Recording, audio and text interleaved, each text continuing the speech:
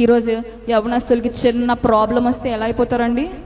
సన్నగిలిపోతారు, విశ్వాసంలో కదిలిపోతుంటారు.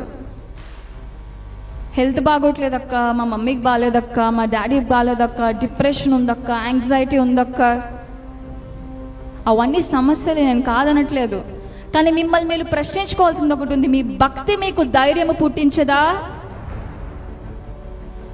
ఆ ధైర్యం పుట్టించట్లేదంటే ఆ భక్తి భక్తే కాదు. యోనా తప్పు చేసినప్పటికీ తన భక్తి తనకి ఏం పుట్టించిందంట? ధైర్యం పుట్టించిందంట. పర్లేదు, నన్ను పడేయండి, వాటర్లో పడేయండి, నన్ను ఏ యెహోవానైతే నేను సేవించానో ఆ యెహోవా నన్ను కాపాడతాడు. ఆ ధైర్యానికి తగినట్టుగానే దేవుడు కూడా మత్స్యానికి ఆజ్ఞాపించాడు.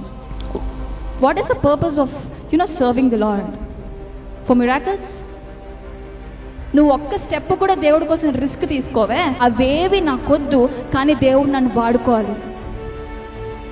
ఇదే కదా ఈరోజు యవనస్తుల యొక్క వైఖరి. Maybe it's high time to change your mind set.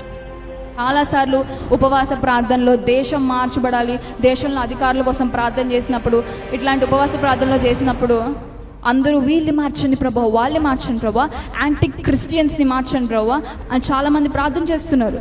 That's well and good. నేను కూడా ప్రార్థన చేస్తాను, కానీ దాంతోపాటు నేను ఇంకోటి కూడా ప్రార్థన చేస్తాను. ప్రవ్వా, నీ కోసం ఎంత మందిని చంపిన షడ్రక్ మెషక్ అబేద్నెగోల నిలబడే యవనస్తులు నా దేశానికి ఇవ్వ, నేను ప్రార్థన చేస్తాను. Hallelujah. How long are we going to protect our body? వాళ్ళు నాకే హాని చేయకపోతేనే నేను దేవుని కోసం పరిగెడతాను, వాళ్ళ వల్ల నాకే ప్రాబ్లం లేకపోతే నేను దేవుని కోసం నించుంటాను అంటే అది భక్త? దేవునికి అది కావాలా? నేను స్టార్ట్ చేసినప్పుడు ఇన్స్టాగ్రామ్లో నాకు భయంకరమైన కామెంట్స్ వచ్చాయి, నాకు కూడా చాలా భయంకరమైన కామెంట్స్ వచ్చాయి.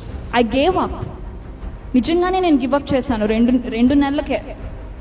అప్పుడు దేవుడు నాతో మాట్లాడారు కదా, జరుషా, నేను చేస్తేనే నువ్వు నిలబడతావా? నా కోసం నువ్వు ఏది తట్టుకోలేవా, ఏది భరించలేవా అని దేవుడు నన్ను అడిగినప్పుడు, లేదు ప్రభు, నేను తప్పు చేశాను, నేను నిలబడతాను, నా డెసిషన్ని నేను వెనక్కి తీసుకుంటున్నాను ప్రభు, ఐఎమ్ స్టాండింగ్ ఫర్ యూ అని తిరిగి వెళ్ళాను, నించున్నాను. Create flotation. కామెంట్స్ అలాగే వస్తున్నాయి, నేను అలాగే నలిగిపోతున్నాను. కానీ ఎంతమంది దేవునికి తెలియాలో అంతమందికి దేవుని సువార్త వెళ్తుంది. హల్లెలూయా. యవనస్తుల యాటిట్యూడ్ నాకు బాగుంటే నేను దేవుని కోసం చెప్తానన్నట్టు ఉండకూడదు, నేనేమైపోయినా దేవుని కోసం చెప్తానన్నట్టు ఉండాలి.